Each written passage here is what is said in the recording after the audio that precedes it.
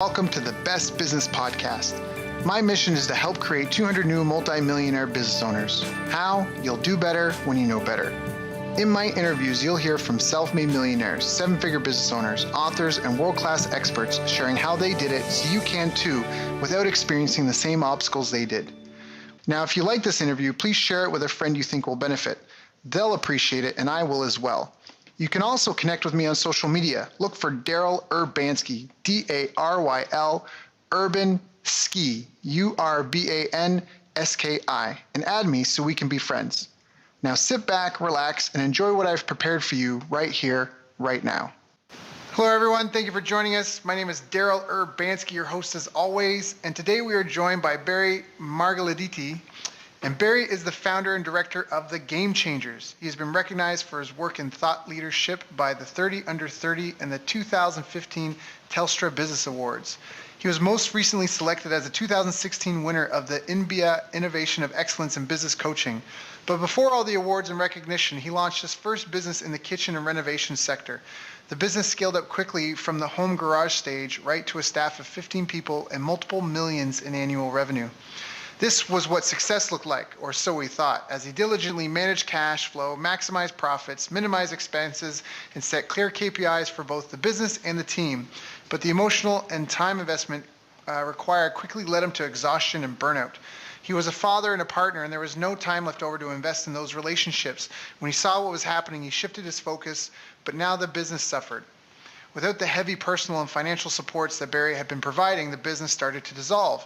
So Barry turned to education and personal development to get his business and his life back on track without letting either suffer. Soon, life started to come back into balance.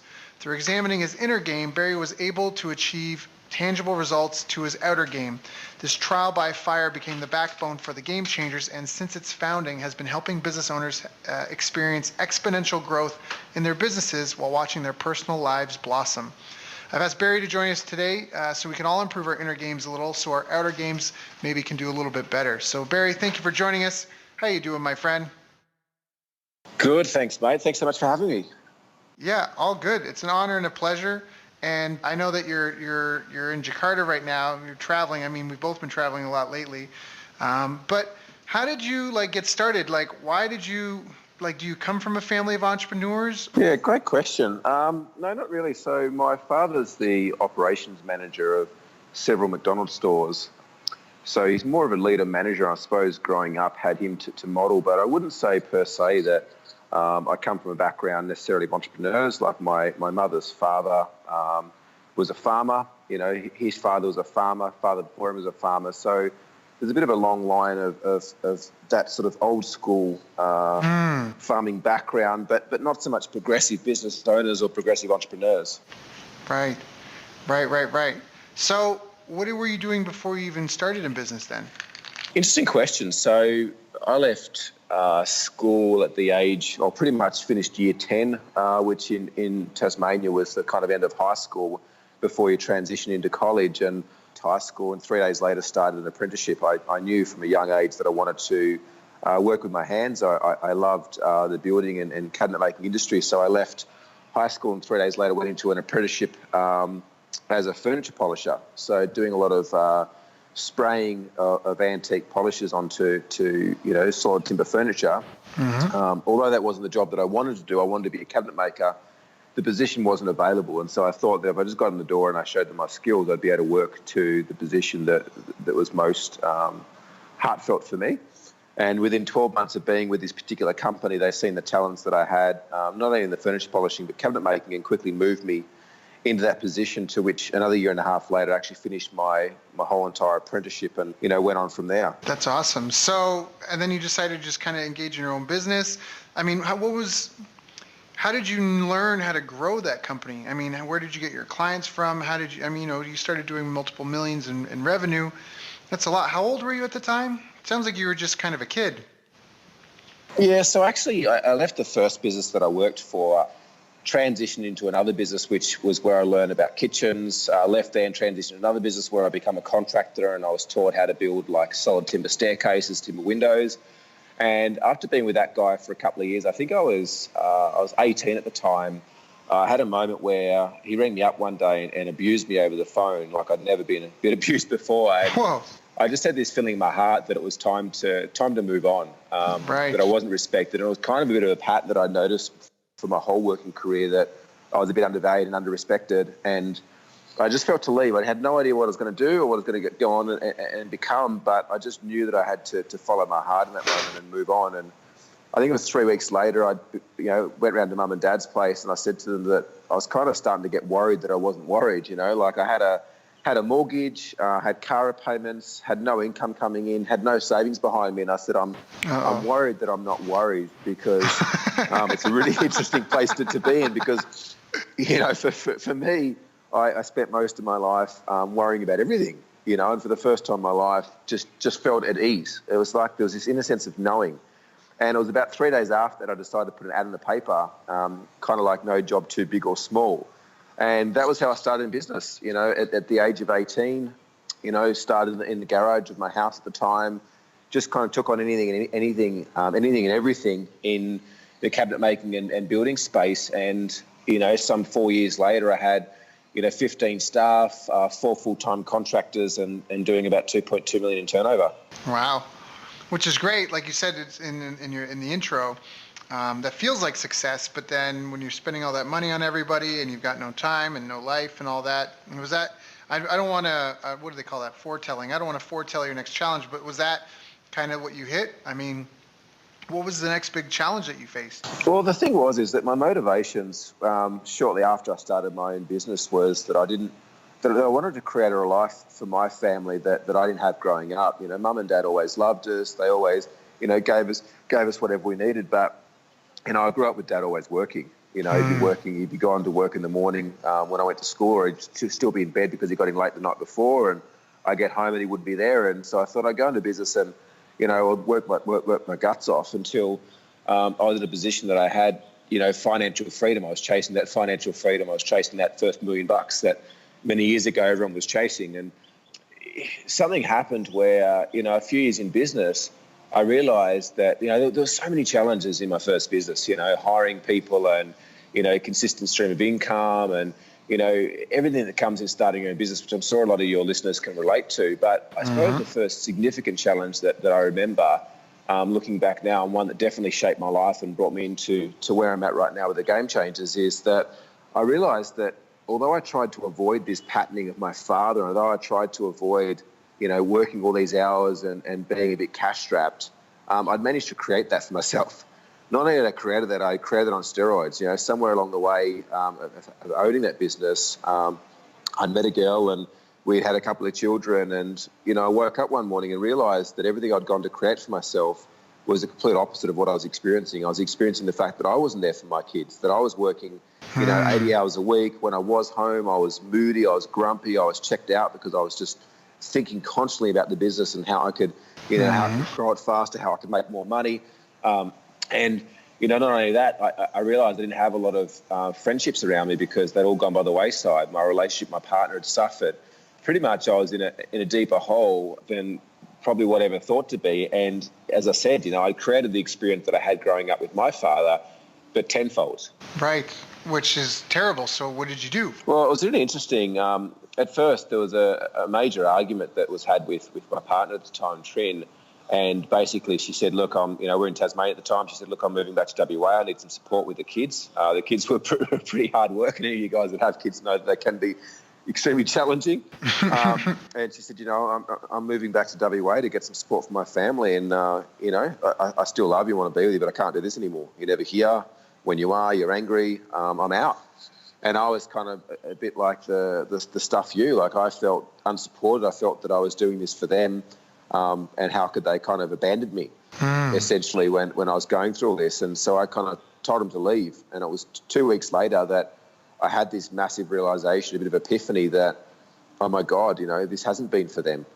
This they don't need a huge amount of money. They don't need a lot of the stuff that I was working towards to create. They just needed a man in their lives. They needed, she needed a partner. They needed a father. And so I made the decision that I was going to find a way to get over to WA to try to rebuild my relationship. And So I started, I entered business that next day with a different mindset, and it was to create something that operated without me. And, unfortunately, at this time, 6 years in, over the 6 years I'd had that business, I'd created a business that relied on me. That, I'd created a job for myself in the business where, any difficult challenge or question needed to be answered by me. I still held on to several positions in the company that I hadn't outsourced. And so therefore it wasn't easy. It wasn't as easy me deciding that I was going to leave, because I was heavily reliant in the business, and the business relied on me. And so not only that, by this stage, we'd made a couple of decisions to reinvest a $1 million plus in the growth of the company. We'd just entered a bit of a recession period in the building industry. There was some big things happening in forestry, which was heavily affecting the new homes being built and the renovations that were happening. There seemed to be a whole bunch of stuff happen at the exact same time, which put me in a position where I was, heavily stressed. Cash was super, super tight, and here I was trying to exit the business. And for about 3 to 4 months, I tried to sell the business, tried to find ways that I could exit the business, bring on board partners. Nothing seemed to happen. And I seemed to keep finding myself further and further and further in a hole. And my last kind of, opportunity was with one of the largest companies in Tasmania to do a joint venture. I thought, well, I could do a JV with these guys. I can sell, and I can sell very, very effectively. I've got a phenomenal sales team. We're generating a lot of leads. What if I was to outsource all the manufacturing?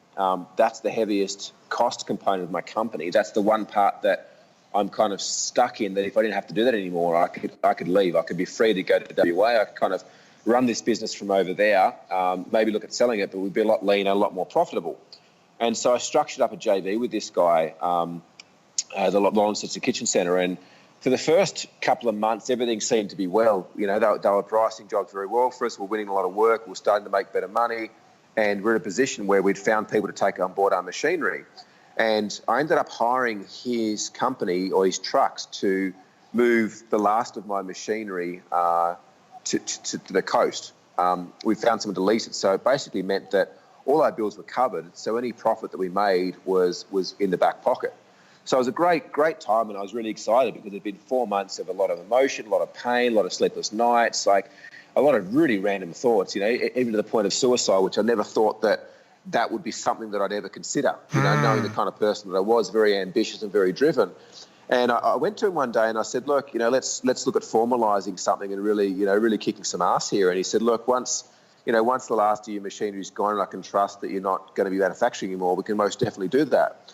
Now, to me, that wasn't a red flag. I was like, well, this is cool. The guy's just a smart man. He's just doing his due diligence and making sure that I'm not going to come in the back door. And what ended up happening is no sooner an hour after his trucks had picked up the last machines, I was walking around my warehouse and I was sitting in a space of quiet satisfaction that I'd been faced with this massive adversity, and I'd found a way to overcome it. Persistence had paid off. I'm walking around the empty factory, quite happy and grateful that I knew that within a week I'd be able to fly back to be with my partner and my kids, and we could turn a new chapter. And I get this phone call. And the phone call's from this guy, Lee, the owner of the company. And he rings me up and he says, oh, hey, Barry, I've decided I'm not going to work for you guys anymore. It's just all too hard. What? And I just felt myself just drop, and I felt this sickly feeling. I'm like, what are you talking about? He's like, oh, it's just all too hard. We've just cancelled the orders. Any orders in productions won't be fulfilled. We're happy to refund any money that you have with us. You're out on your own. Now, mind you, this was also 5 weeks before Christmas time, which anyone in that industry knows how busy it gets. For some reason, everyone wants a new kitchen before Christmas. And so I knew that I had no chance of getting anyone to fulfill. I think we had like 22, 23 jobs on at that point in time. There was no way in hell I was going to find anyone to fulfill even half of those jobs pre-Christmas. And I'm on a promise and on contracts with my clients that if we don't fulfill the orders, we pay penalties. Everyone then shuts down for 3 or 4 weeks over Christmas time, so I knew that the penalties would be massive. And basically what had happened is this guy had screwed me over. He waited for me to sell all my machinery, lease all my machinery out, get to a position where he could literally just remove the competition, because I, at that stage, was his biggest competition. He knew that without me being there, he had greater market share, which, I kind of admire. I suppose I admire the strategy behind his thinking. I think that the way he went about it was bullshit. I think that it lacked a lot of integrity, and I think that we could have created something really great together. But that was the point that I realized I had no other way out. And, if I wanted even half a chance to rebuild a relationship with my partner and kids, I needed to be over there. She wasn't going to wait around forever. Things were already very, very tedious, and I'd been managing that on the side. And I made the decision that the only way out was to file for bankruptcy, which would see me out of the debt that I had. Very, very difficult decision, but to be honest, looking back, the best decision that I ever made. It was that decision that caused me to eventually move into the business coaching consulting space, because I never, ever want another business owner to experience anything that I did. The emotion, the trauma, the family, the finances, all that sort of stuff. I was just like, I never, ever want anyone to even experience a fraction of what I did. So what are some of the mistakes you see clients and other entrepreneurs making? I mean, you've been in this game now, you've been helping a lot of people, helping hundreds of businesses, and where do you see a lot of people getting stuck? Look, I think first and foremost is really around their psychology. The Game Changers operates on a methodology where 70 to 80% of our foundation, or the way that we coach our clients, is from a performance psychology, a mindset, an energetic perspective, and the other 20 to 30% strategy. And we've got so many clients that we've worked with that, one girl in particular, Tash, when she came to us, she was a month away from filing for bankruptcy. She was only at that stage doing $4,000 a year in a business, which was, a $4,500 loss. And in the first 5 months, all we did was work on her mindset and coached her around that. We didn't touch the business. We didn't touch sales, marketing, anything like that at all. And she 12x'd. So 5 months later, she was doing $52,000 a year. She's still a client of ours now. 2.5 years later, she's now doing months of over 300,000. Wow. And it's just a testament how important it is to get your inner game right, is that, you can give the exact same strategy to two business owners in two similar businesses, and they'll execute them differently. They'll get completely different results because they're filtering in the information and life in a different way.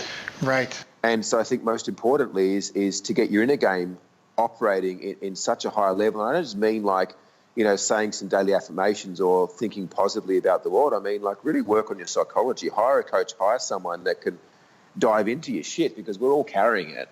Really dive into it and help resolve and get the resolution there, and find the benefits in the experiences that we've all had from a young age growing up. So I think number one is mindset. And then number two is, I think, be super clear on what it is you want to create for yourself.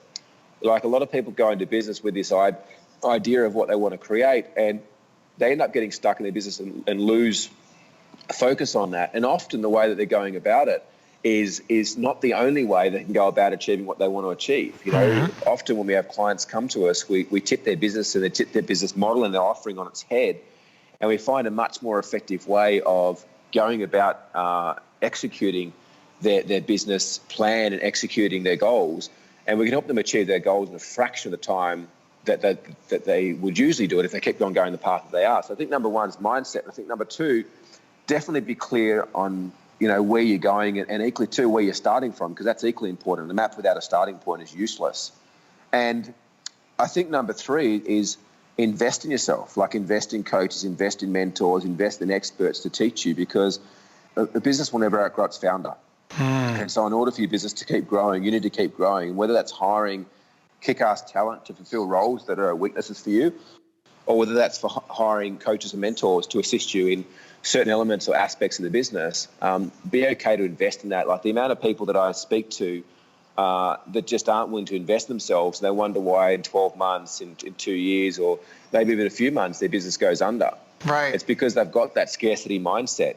People will always do more to protect what they have than to build something new. We'll do far more to protect $1 million than we will to go out there and make it. Right. And it's the wrong attitude in business. You need to be open to seeking growth. You need to be open to leaning into the discomfort.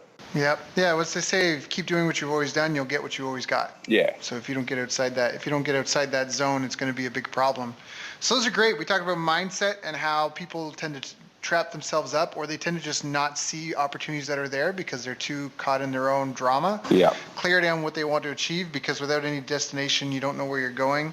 Kind of knowing where you're starting at too, being realistic about the timeline and your resources.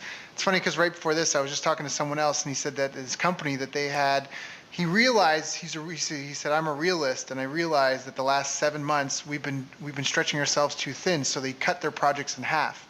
They're going to do less, better, and to completion. So I think that speaks to what you're talking about, being realistic about that, and then investing in yourself, either by hiring people around you to support you, or just getting yourself personal help, whether it's an assistant, whether it's someone to help you, deal with other issues that you have, and or develop new skills. So I think that's a really big tool for anyone that's listening to this. I think that kind of hits a lot of check marks for people. Now, do you feel that there's any habits that you see your most successful clients and business owners like demonstrating over and over? Habits, what a great question. I think I remember a significant one for me, and it seems to be common amongst a lot of successful people that I hang around with, is scheduling everything. If it's not scheduled, it doesn't get done. And people laugh, like I even schedule time with my partner, but the funny thing is if I don't, it doesn't get done because I've trained myself to live from my schedule. But what it's meant is that I can become a lot more productive, that I can see, before the week starts, at the end of the week, where I've spent my time, and I can assess whether or not my time's been spent on, high leverage, high growth activities, or whether it's been spent just mucking around. So I think scheduling everything. I met a lot of people that when they're very new in business, it's like they just have everything in their head, which works for a time, but it gets to a point where that's not scalable. Right. You can't be doing something multiple millions and having everything in your head. Like it's just not a realistic thing, right? No. I think also work out what makes you happy. Like a lot of people come to us looking for happiness or looking for fulfillment, and they perceive or believe that when they get to a few million in revenue or profit, they'll be happy, or when they get some more time back, they'll be happy, or when they find that perfect partner, they'll be happy. And happiness is a state of being that can be experienced moment to moment. It's not a destination.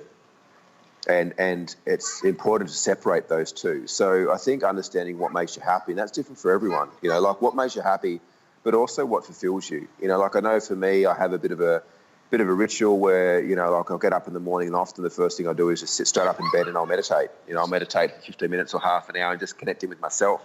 And I find that my day is vastly different doing that than if I don't do that. I know that it's important for me to go to the gym four times a week, and to do yoga a couple of times a week. And without that, I tend to build up a lot of stress in my body and my system. I love going for a swim in the ocean. So certain habits like that for me fuel me and balance me and keep me at a space of peak performance. But it is different for everyone.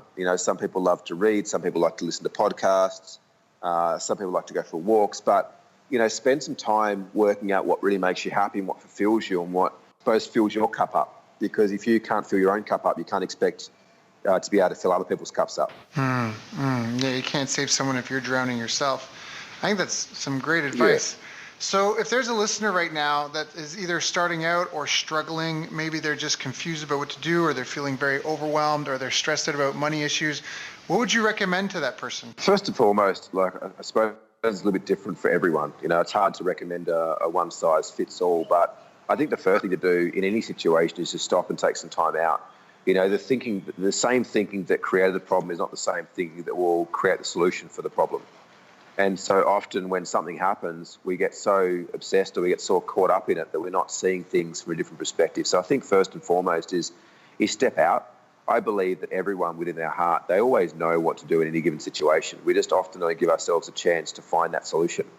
So I think that if they're experiencing some challenges or struggle right now, step out, go for a walk, take a day off, turn your phone off, turn your computer off, have a full day without technology, without people, just sit in your own thoughts and see what pops up. I think secondly is just notice the questions that you're asking, or notice the self-talk. Are you saying things like, why does this always happen to me? Or are you saying things, complaining, oh, this is not the way I want it to be? Or are you asking yourself quality questions that allow your conscious and unconscious mind to produce the answers? Like, okay, what is this teaching me right now? How could I find a solution? What's not perfect yet? What's the positive outcome out of what I'm experiencing right now? Because I haven't met anyone that hasn't been able to look back on major adversity or challenge in life years later and see the benefit that it's created. Everyone I've spoken to, whenever asked, what's the biggest challenge you've had and what did you learn from that, can always come up. And for me, certainly the biggest challenge I ever had was going through the bankruptcy period, but it's provided with the greatest life lessons and allowed me to be where I am today. So I think just realise that whatever you're going through right now is not forever.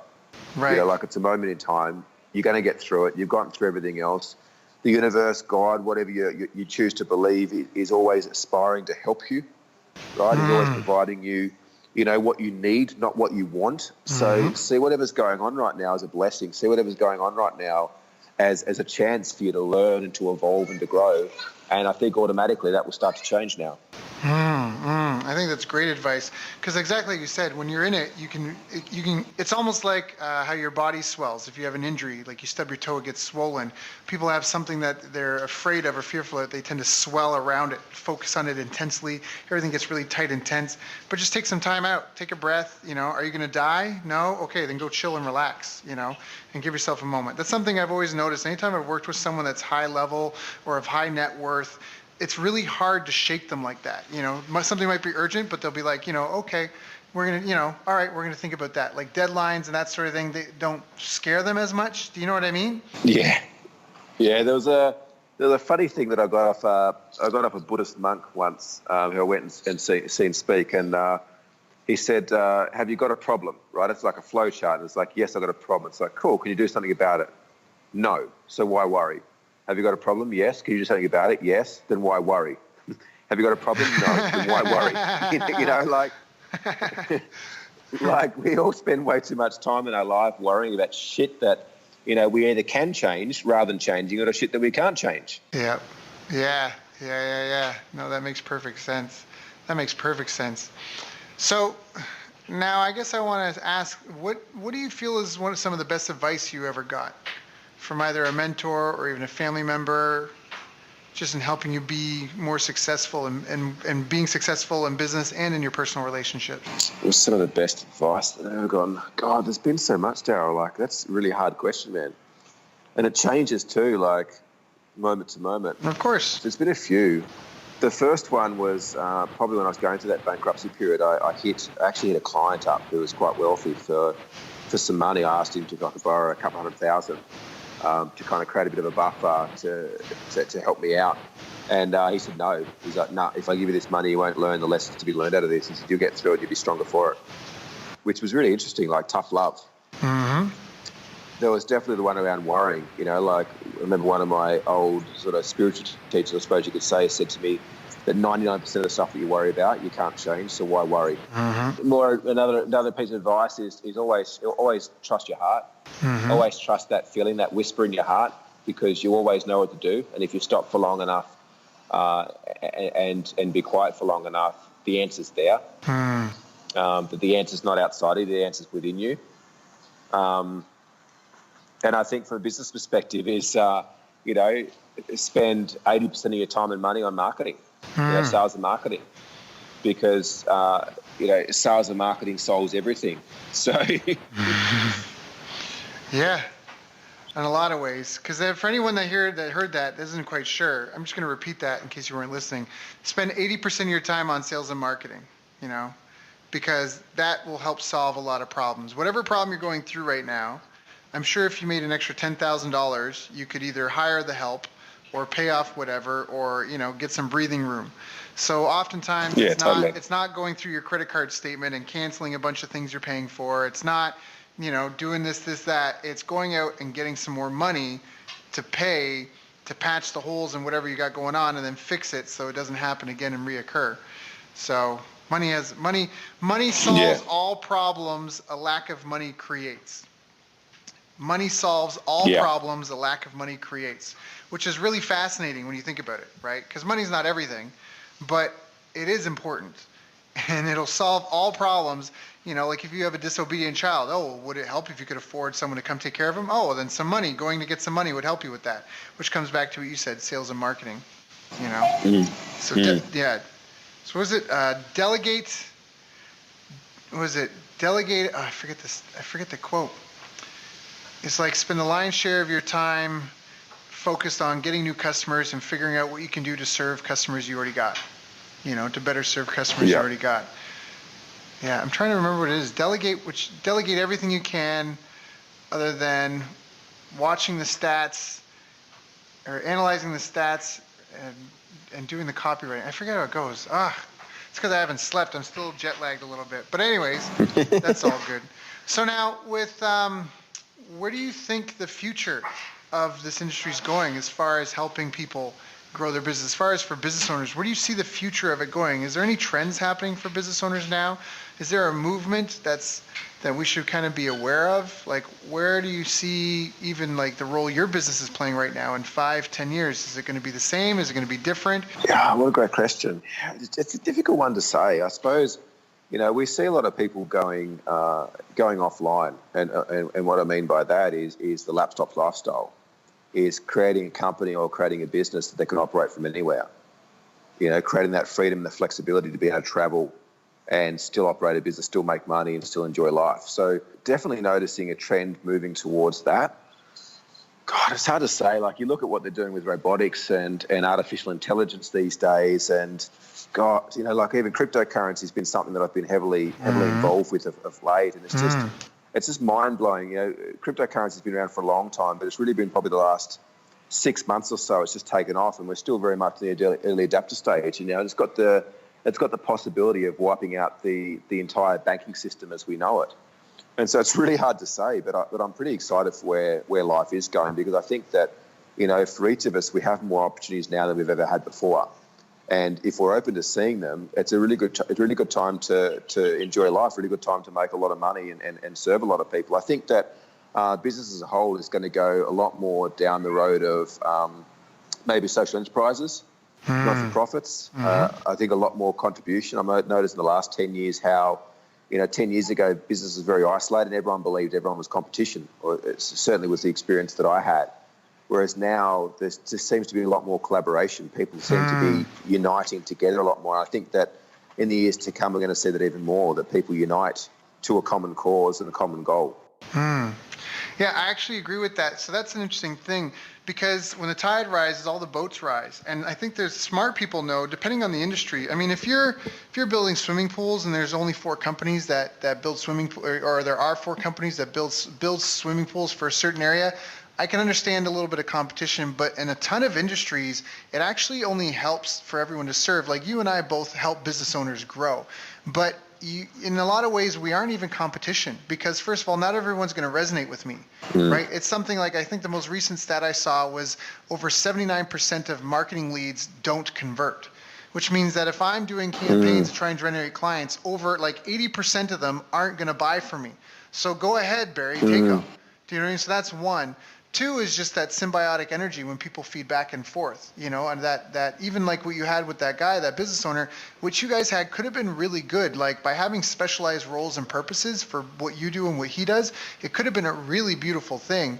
But you do have to be careful. It's almost like a marriage in a certain sense, because you do open yourself up to vulnerability. And I think that what's really empowering is that with how connected we are and how transparent things are being, it's making people feel safer about maybe doing business with other people, because there's nowhere to really hide. If someone wrongs you, it's kind of easy to get the word out, so to speak. It's hard for them to be as many. There still are out there, the shysters and con artists, but I think in a lot more other ways, it's keeping people honest, because it's so transparent. Just today on Facebook, I saw someone post a complaint. This company had been billing them for over a year and a half for the service that they canceled. And it was like all these other people are commenting, and this is a service it's a very popular service. A lot of people probably even know it, but a lot of people were complaining on that. And it just provides such transparency, and it's not like everyone's business should be perfect, but you also got to see how the company handled it. And so it's amazing transparency that we see in the world today in business. And it's really about moving things forward, taking that next step to that next level. So whatever problem that exists now, your business is going to fill that gap and solve it, but it's inevitable that even your solution will lead them to a new problem, that next step, right? We're constantly building that golden brick road. So it's exciting, especially with the what is it? I think it's 1 billion people are going to be coming online soon. Yeah. That's a huge potential. That's a huge opportunity. Yeah, the greatest competition you've got is the inaction of your clients. Yeah. Not other business owners. Exactly what you said. It's the inaction of your clients, with clients that are not willing to take action and move forwards. It's not your competition. Yeah. And when people get that, like, there's so many possibilities out there in business. Yeah. So many joint venture opportunities. Like, your company will grow far greater and far faster off a phenomenal JV opportunity than it will doing some Facebook ads. Facebook ads are fantastic, but you find the right joint venture and your business will just explode. Yep. Yeah. Yeah, hands down, hands down. Now, you do have to be careful with that for some people. You need to make sure that you're prepared and that what you've got is somewhat tested, because that can also kill your business. So you're totally right.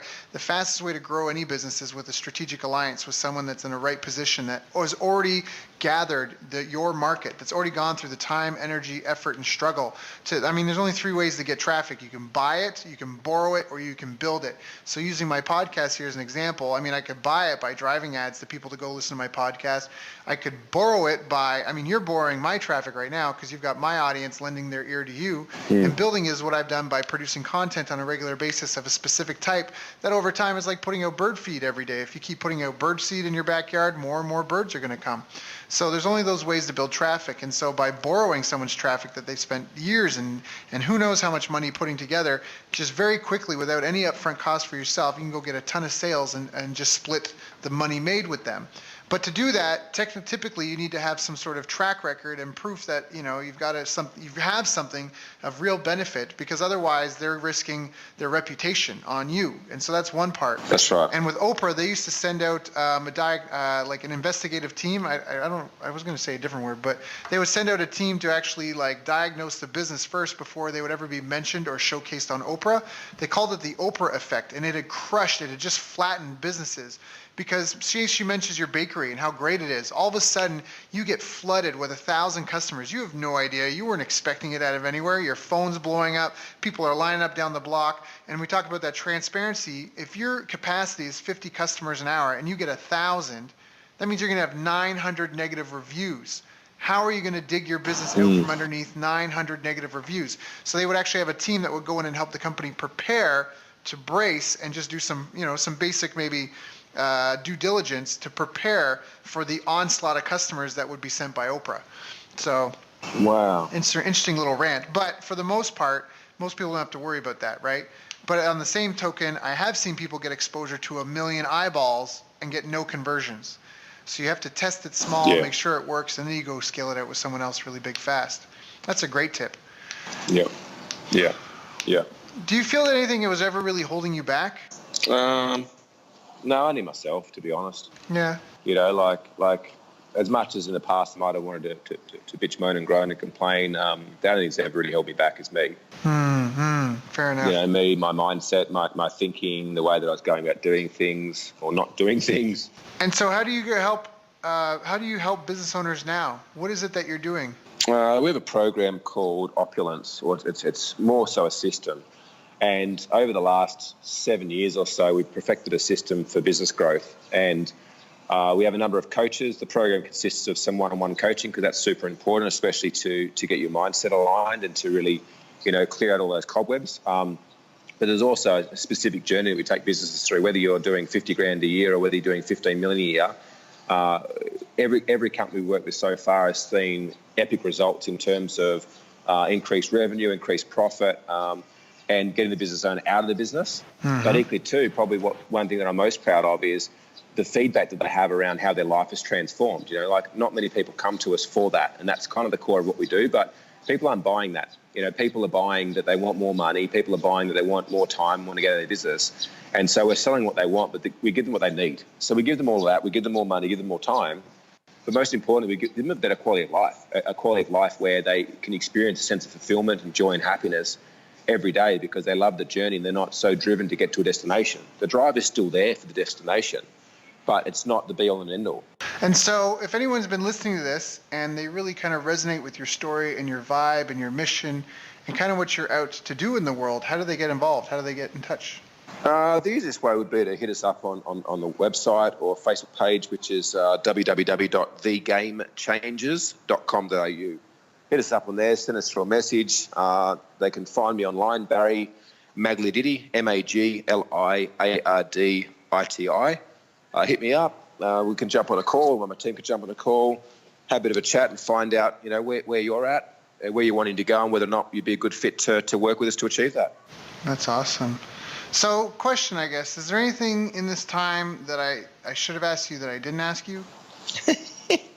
No, I think it's been a fantastic conversation and some really, really powerful questions, and I trust that everyone out there that's listening to this today has got a huge amount of value from the work that you do, mate. You know, obviously from the moment I met you, I knew that you were someone that was authentic, that you walked your talk, and so I was so privileged that you asked me to come on and have this chat with you. Yeah, well, it doesn't take a whole day to recognize sunshine, so I knew that you had some value to share, and I'm just glad that you could take time, because obviously, you know, you're doing other things right now. You've got your own following, you've got your family that you could be taking care of, so I appreciate you coming and taking some time to share with me and my audience so we could all learn from your story, your experience, maybe get in touch with you if that's something anyone listening to this felt good about. I highly recommend that you reach out to Barry and get in touch. So just thank you for coming and sharing your time with us when I know you had other things to do. You're most welcome. All right, man. Appreciate you so much. Thank you for being a part of the show. And again, stay tuned. I guess we'll have you back sometime in about like a couple of months to a year. Get some follow-up on what's happening new with the Game Changers. What's changed? You've reached the end of our interview. Now, first, let me thank you for listening. I appreciate and respect you more than you'll ever know. And now I'd like to ask you a couple of questions. First, what 3 lessons did you just learn? What 3 aha moments just jumped out at you? Second, what can you implement for yourself and your business in the next 24 hours? Third, what can you give to someone else to help you with, or give to them to just do it for you? Whatever it is, remember, taking action is the secret sauce to results. Now, if you think this interview would be helpful for a friend, please give them a link to it. It'll help them and it'll help me too. I'd also like to invite you to help me find out more about the challenges you're facing, your dreams, your goals, and how I can help you overcome what's holding you back. We both do better when we know better, and your success is my success. So please reach out and interact. You can visit our website, bestbusinesscoach.ca for Canada or California, where I'm from and where I'm living. You're welcome to also try out one of our paid programs. You can find us on YouTube, Facebook, and pretty much every other social media channel you can think of. You should also subscribe to the podcast, and if you're enjoying them, please leave us a nice review. It really helps. That's all for now. Once again, thank you. Take care of yourself, and remember, the world needs the best business you can build. And I believe in you. So look, I was privileged enough to sit in the room the other day and listen to Daryl present. I had the great fortune to spend some time with Daryl Abrinsky during this week, and we had an incredible 2.5-hour presentation from Daryl. Daryl is amazing. I got so many little nuggets of wisdom. I hadn't heard Daryl speak before, but what struck me from his presentation was He's one of these hidden masters in the internet marketing world who's worked on some pretty incredible launches. Daryl has a ridiculous amount of knowledge. Daryl Abrinsky's presentation was absolutely great. I really loved an incredible knowledge of numbers. He is a very articulate, very knowledgeable, very advanced marketer. Well, he talked a lot about keyword tools and how to research your niche. So it really created a lot of predictability around moving forwards in our business with the marketing and sales aspect, which is so important to any business to really see it grow. Where he walks you through step by step how to judge in detailed form how much money you could potentially make from a market based on AdWords, keyword research, and putting together quite complex Excel spreadsheets. And what I took away from it is not only understanding your niche market, but also looking at and breaking down and going, am I working with the right niche? Is there enough demand there for me to be able to reach my goals? And doing that hard research. There's a lot of gurus out there that present you a lot of the why and the what, but they don't necessarily give you the how. And what I really found with Daryl's presentation, there's no holding back. There was no holding back the screens or the curtains. Like, everything was given to really assist us. His feasibility and due diligence is incredible, and he was able to show us in a really short space of time how to cut through the overwhelm. You're giving us the exact tools that we can use to test something before we even go to start testing it by spending money on it. One of the biggest nuggets that I got out of his presentation was that when people pay, they pay attention, and when people pay a lot, they pay a lot of attention. I just love that. I think that's a great way to look at how to price yourself. And he was a great speaker, lots of energy, and it was really great to spend time with him. Honestly, phenomenal presentation. I would love to catch up with him, next time I'm in this part of the world.